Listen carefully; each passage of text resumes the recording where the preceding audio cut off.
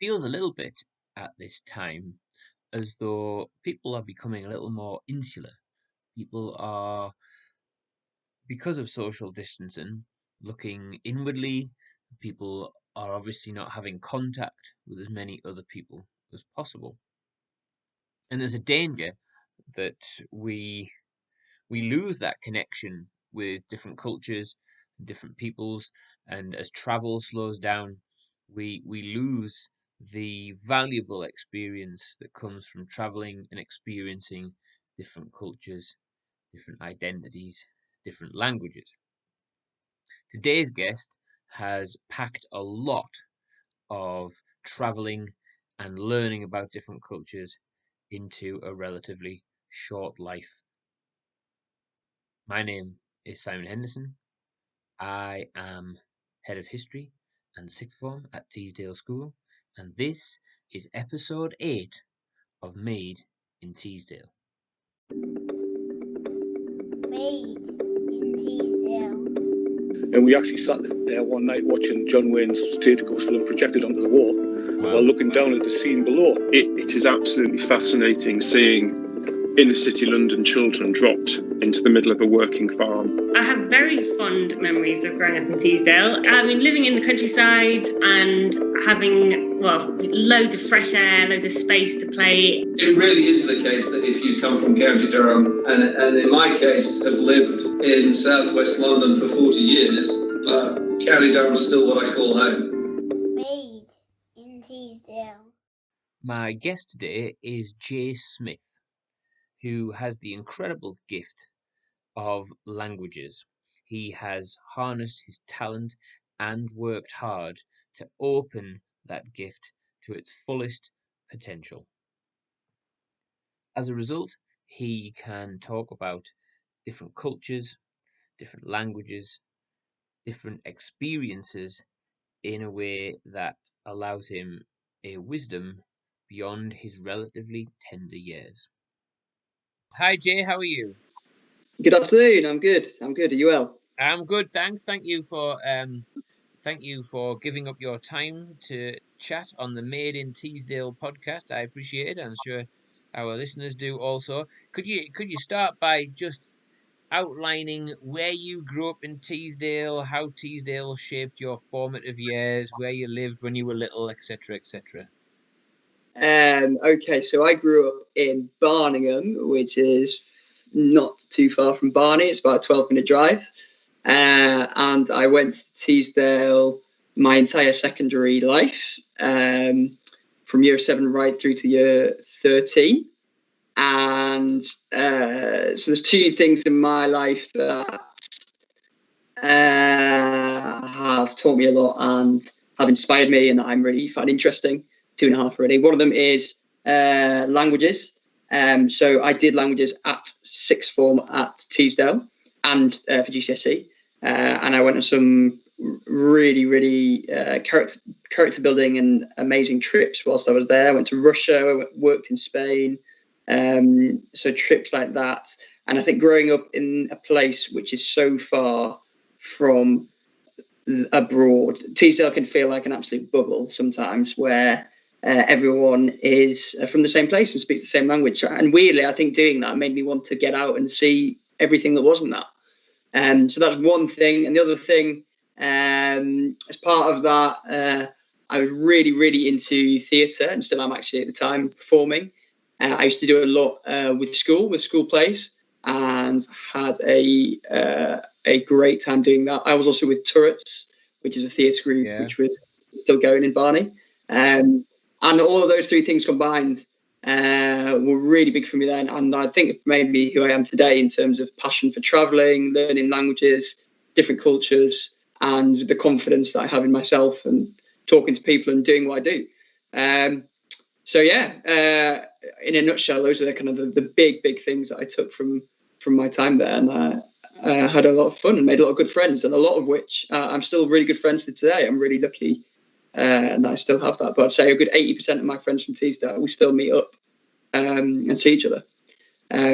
So that's me in a nutshell from Teesdale. And What did you go on to? You studied languages at A level, I know that. And what did you go on to study at university, and where did you go?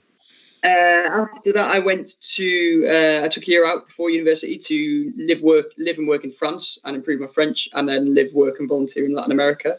So I took about 13, 14 months before uni to do that. I then went to do Chinese and Spanish at Leeds University, and absolutely loved it. I spent 13 months in China, probably more than that, because every summer I went and did internships in China. I did 5 months at university in Spain. It was amazing. You went to uni in your flip flops, then went to the beach. It was great. And the rest of the time was in Leeds, which was an amazing city to be a student in.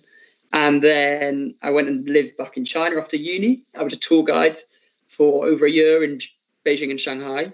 Then I came back and I set up my own business where we still goes on, take tourists from China in the UK. We show them around, but all of the guides are people like me, Brits who speak Mandarin, so it's a very local experience. And I ran that business for 4 years, and I got to the point where I either had to move to London to be in the London office with the business, because I live in Newcastle now, or change jobs. And London's not my cup of tea, let me put it that way. So I took a step back. We put a manager in charge. I still own half the business, but there's a manager in charge who runs it. And I changed career, and I'm now teaching Mandarin. So I'm now a Mandarin teacher. It's interesting because I know one of the things he said at the beginning there was that, some of the sort of insular nature of Teesdale, whilst that's great, and you've got all your friends that you still meet up with, but you wanted to sort of break out of that and see something different cultures, and you spent a lot of time traveling and studying different cultures and different languages. But also you said London's not your cup of tea. So London's like maybe quite a melting pot of different cultures, and it's the place for lots of diversity and lots of different languages and different life experiences. I'm just interested, what is it about London that didn't fit with you, given that you clearly love different cultures and languages, etc.? Yeah, it's a good question, that. So there are other cities that I've gone to around the world that are much bigger and dirtier and noisier. Beijing, for example, that I have lived in and do see myself in. I just find London, I don't know, the diversity of it is probably the thing I like the most about it. I think you're spot on there. I just find it a bit oppressive as a city, very expensive. It's not amazingly friendly. For me, the big things about where I want to live, I want to have a good quality of life. Diversity is a big bonus if there is diverse mix of cultures there, and friendliness is a big thing. And for me, that kind of lacks, personally. That's just my humble opinion on London. But I've been to, like I say, I've lived in Beijing before, which is twice as big as London, and I loved it.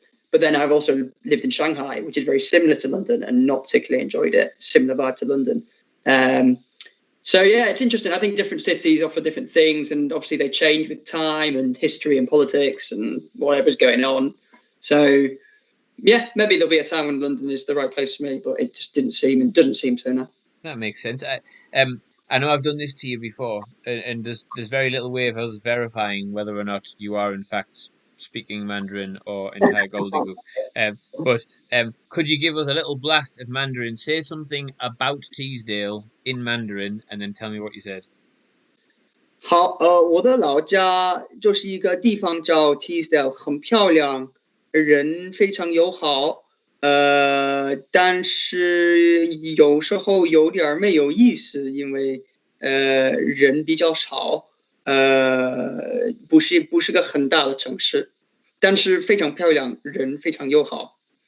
Okay, what did you say? Just saying that Teesdale is a very beautiful place and the people are very friendly.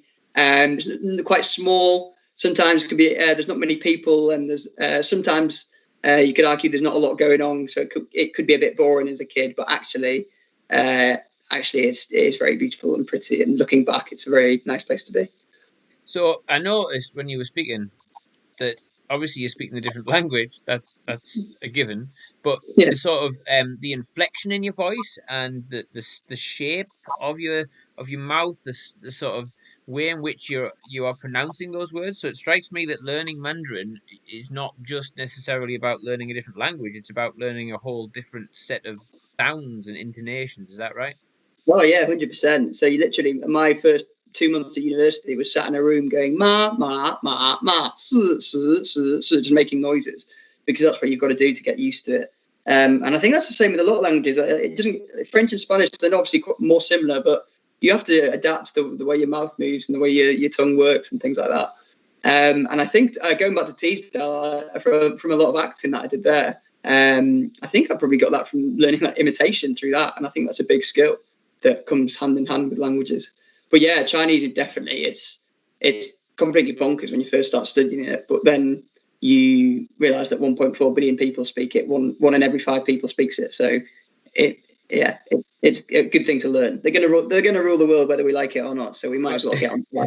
Yeah, well, I mean, you're speaking to someone here who did scrape a grade B in both GCSE German and French. However, the sum total of my French or German now is, Monge 2 Rodney or something like that. So it's not great. So I'm often interested to understand, are you thinking in Mandarin or are you thinking in English and then translating in your head? So it depends. So when I lived in France and Latin America and China, if you're speaking it constantly, it gets to a point where it's all naturally in the language that you're speaking in. So when I lived in China, it would have been in Chinese. And there's a slow process that when it starts turning from English into that other language. Speaking English all the time, at the moment it's English. But it just depends on your exposure to the language. I'd say it can vary. I imagine if I went to spend 6 weeks in China, I'd come back and I'd probably be thinking and dreaming in Chinese. But they say that's when you really speak the language. If you can dream in the language, then you've learned it pretty well. Yeah. So if Beijing, Barningham, probably about the only thing that they have in common is that they both start with the same letter of the alphabet. Having lived in both, can you think of one similarity between Barningham and Beijing, and one quite glaring difference? And I suggest that the difference might be easier to think about than the similarity. Yeah. So, that's a really good question. I think one thing, Barningham is very beautiful. It's a very historical village, but it's very much got a lovely little niche in history, and it looks back at that, and it's staying in that. For better or for worse, it's gorgeous. Don't get me wrong; it's an amazing part of the world. Whereas China is constantly looking forward. Beijing is constantly changing in a negative way as well. Some of the amazingly historical parts of Beijing are just being flattened so that they can put up massive shopping centres or high-rise flats to fit the 24 million people into the city. So yeah, for better or for worse on both aspects, Barningham is very much kind of staying where it's at, whereas Beijing is changing, again, for better or for worse. One thing they both have in common, so I think one thing I've learned from all of my travels in China and Beijing, in Latin America and France, is that actually people are exactly the same underneath. They speak different languages, they have different cultures, but ultimately people just want to be happy and have a nice life. And I think that's probably the most important thing to focus on, especially nowadays with everything going on. Yeah, I mean, we find ourselves now in the middle of a historic period, a difficult period in the world, and obviously the origins of that, in the immediate sense, are traced back to China, to Wuhan, and the soon to be, at the time of recording this, he still is the American president, but by the time this goes out, he probably won't be. Mr. Trump likes to, I would say, quite calculatedly and quite consciously, in order to appeal to certain members of the electorate, call it the Chinese plague, or the Chinese virus, or the Wuhan flu, or whatever else slightly xenophobic comment that he can come up with. How do people in China feel about their role in the emergence of the pandemic and the impact it has on the rest of the world?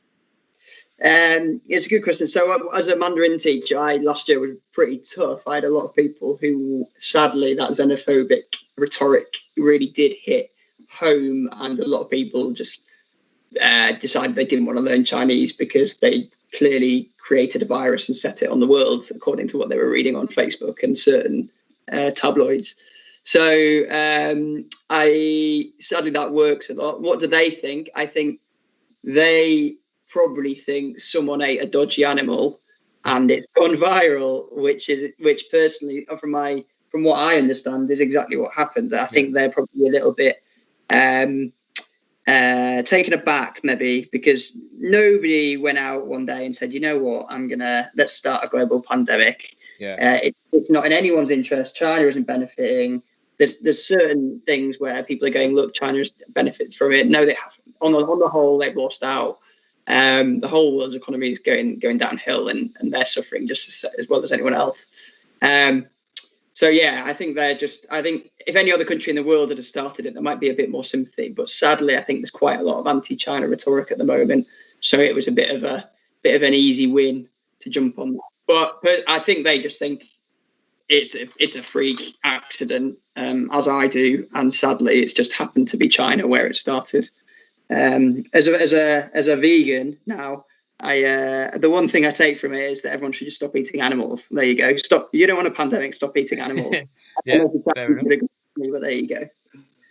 So you're a teacher now, and you teach Mandarin, and you teach languages, which means that you've been able to share your passion with other people, which is great.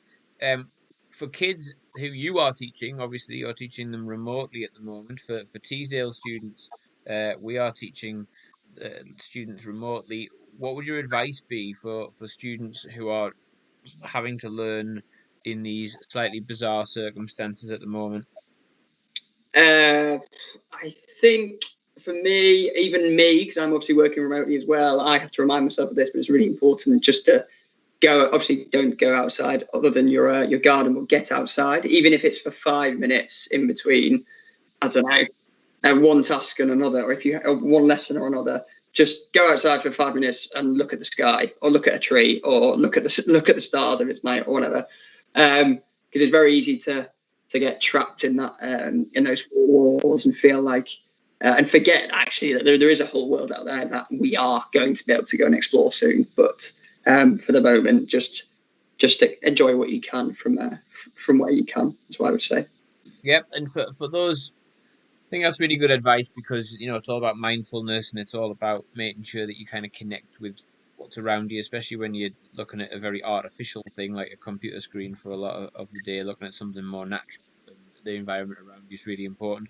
If, however, you were going to have a look at something slightly more artificial, like a book or a TV screen, or you were going to listen to something on your iPad or your iPod, or you were going to stream some music, do you have a book or a film or a music recommendation for students and or their parents during lockdown?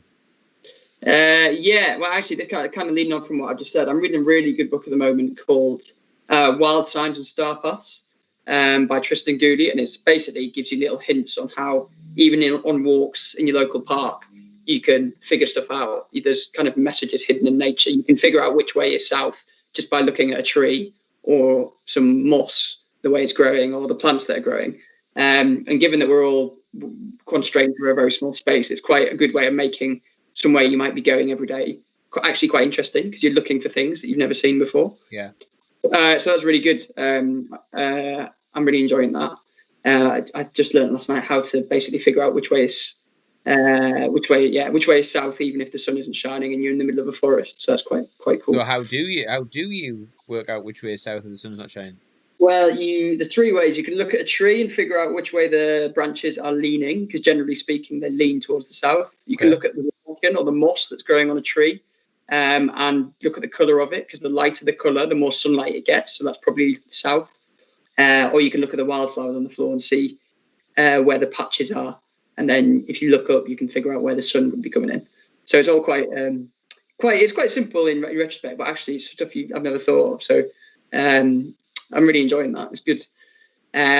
Music, there's a podcast on Radio 6 by a guy called Don Letts called Culture Clash, and it is a really cool podcast with a massive diversity of music on it, and it's always got really good stuff. I'd recommend that. And a film, I think just my favourite film of all time, always will be, always has been, is Up. So if you're feeling down, watch Up, get past the first 30 minutes, because that's very interesting. But after that, it's the best film ever. So watch that. That's what I'd Good say. stuff. Well, thanks very much, Jay. We appreciate your time greatly, and take care of yourself. And it's been really interesting chat. Thank you very much. I hope you enjoyed that chat with Jay. The thing that really impresses me is the fluency that he has in so many different languages. He speaks French, he speaks Spanish, he speaks Chinese, and that's an incredible talent to be able to do that. But he works very hard at it, and he has worked hard at it since he was at school. And I don't think you can overestimate how important it is to be able to speak another language.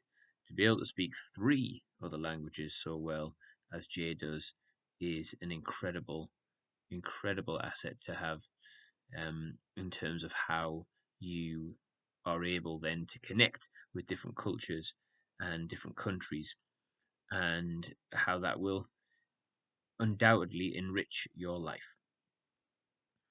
Okay, so that's it for this episode. If you have a story that you would like to share, if you know someone who has an interesting story that you think would be good for the listeners of this podcast, then please do get in touch. Until the next time, stay safe, take care, goodbye.